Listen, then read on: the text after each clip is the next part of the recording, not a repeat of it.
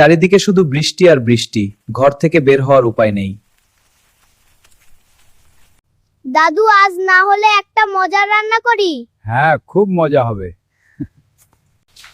দাদু বললেন আজ বর্ষার দিনে হবে ছাগলের ঝাল ভুনা।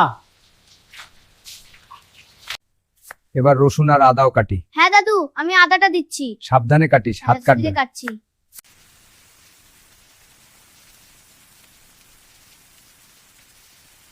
গরম তেলে পেঁয়াজ ভাজার গন্ধে চারিদিক মাতোয়ারা।